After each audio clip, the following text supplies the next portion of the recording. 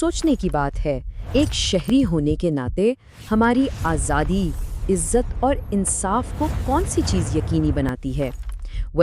इसका जवाब हमारे आईने पाकिस्तान में मौजूद बुनियादी हुकूक में है।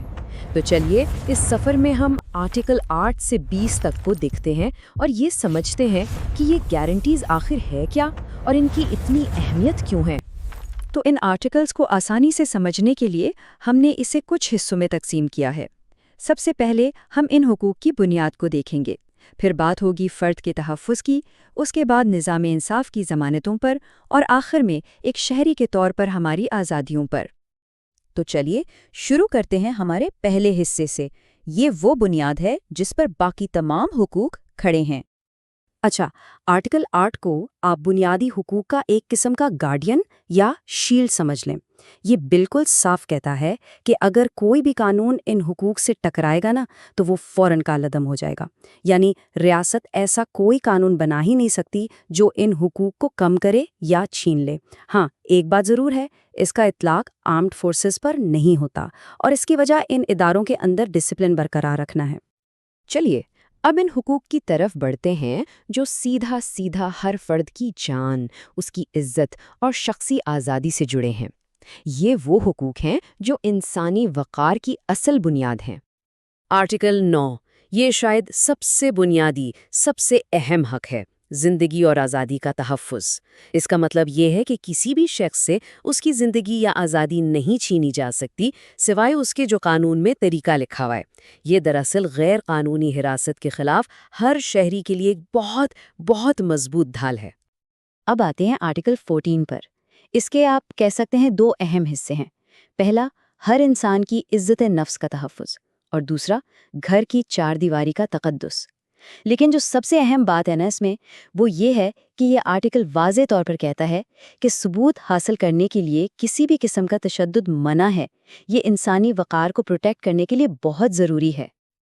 आर्टिकल 11 ये हर किस्म के इस्तेहसाल के खिलाफ एक बहुत मजबूत दीवार है।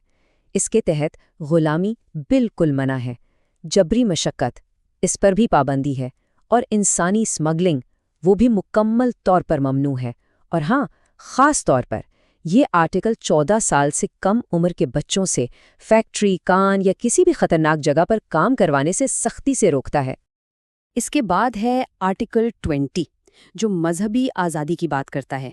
ये आर्टिकल हर शहरी को ये हक देता है कि वो अपने मजहब पर अमल करे, उसकी तबलीग करे और जो चाहे अकीदा रखे।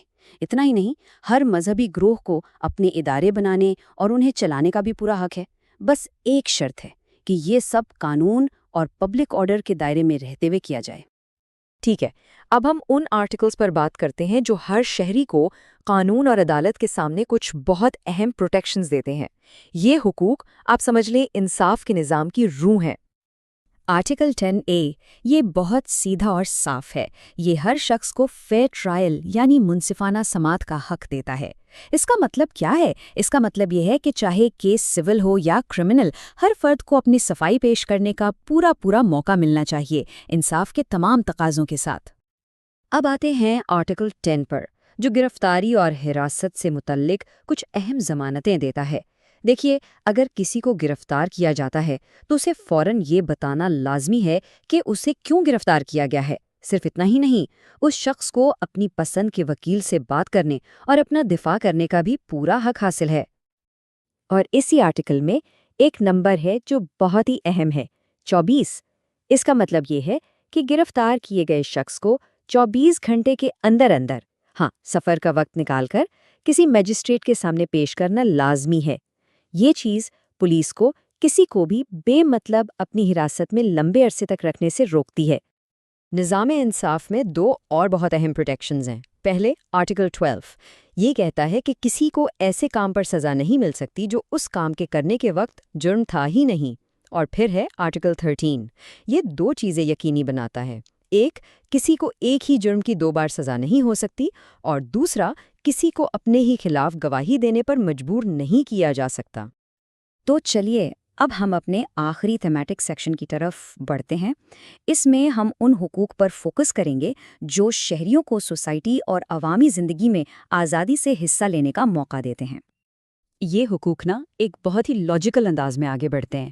دیکھیں، سب سے پہلے آرٹیکل 15 ہے جو ہر شہری کو پاکستان میں کہیں بھی آنے جانے اور رہنے کا حق دیتا ہے۔ جب لوگ آ جا سکتے ہیں تو پھر آرٹیکل 16 انہیں پرامن اور بغیر ہتھیار کے اکٹھے ہونے کی آزادی دیتا ہے، اور جب لوگ اکٹھے ہو سکتے ہیں تو پھر آرٹیکل 17 انہیں انجمنیں، یونینز یا پولیٹیکل پارٹیاں بنانے کا حق دیتا ہے۔ دیکھا کتنی منطقی ترتیب ہے۔ آرٹیکل 19 یہ ہمیں بولنے، اپنی رائے کا اظہار اور پریس کی آزادی دیتا ہے۔ یہ کسی بھی ڈیموکریٹک سوسائٹی کی آپ کہہ لیں ریڑھ کی ہڈی ہے۔ لیکن آئین اس آزادی اور قومی ذمہ داریوں کے درمیان ایک بیلنس بھی رکھتا ہے۔ قانون کے مطابق اسلام کی عظمت، ملک کی سالمیت یا قومی سلامتی جیسے معاملات میں اس پر مناسب قسم کی پابندیاں لگائی جا سکتی ہیں۔ اور پھر ہے آرٹیکل 19A۔ یہ 18th امینڈمنٹ کے ذریعے شامل کیا گیا تھا، اور یہ ہر شہری کو عوامی اہمیت کے تمام معاملات میں انفارمیشن تک رسائی کا حق دیتا ہے۔ یہ کیوں ضروری ہے؟ کیونکہ یہ حق حکومت میں ٹرانسپیرنسی یعنی شفافیت اور اکاؤنٹیبلٹی یعنی جواب دہی کو یقینی بنانے کے لیے بہت ضروری ہے۔ آرٹیکل 18 ہر شہری کو کوئی بھی قانونی پیشہ، کاروبار یا تجارت کرنے کی پوری آزادی دیتا ہے۔ البتہ 2 چیزیں ہیں۔ ریاست کسی بھی پیشے کے لیے ضروری قابلیت مقرر کر سکتی ہے، اور کچھ کاروباروں کو عوامی مفاد میں اپنے کنٹرول میں بھی لے سکتی ہے۔ تو یہ سب جاننے کے بعد ایک لمحے کے لیے سوچیں، یہ جتنی بھی آئینی ضمانتیں ہیں، یہ مل کر ایک شہری کی روزمرہ زندگی پر، اس کی آزادیوں پر اور اس کے مواقع پر کیسے اثر ڈالتی ہیں؟ دراصل یہی حقوق ہیں جو ایک آزاد معاشرے کی اصل بنیاد رکھتے ہیں۔ تو چلیے، جو کچھ ہم نے آج سمجھا ہے، ان تمام اہم ضمانتوں کو ایک نظر میں پھر سے دیکھ لیتے ہیں۔ تو یہ تھے آئین پاکستان کے وہ بنیادی حقوق جو ریاست اور فرد کے رشتے کو ڈیفائن کرتے ہیں۔ یاد رکھیں، یہ صرف کاغذ پر لکھے ہوئے لفظ نہیں ہیں، بلکہ یہ ہر شہری کی آزادی اور عزت کی ڈھال ہیں۔ اصل سوال اب یہ پیدا ہوتا ہے کہ ان حقوق کے بارے میں جاننے کے بعد ہم اپنی عملی زندگی میں انہیں محفوظ کیسے بنا سکتے ہیں؟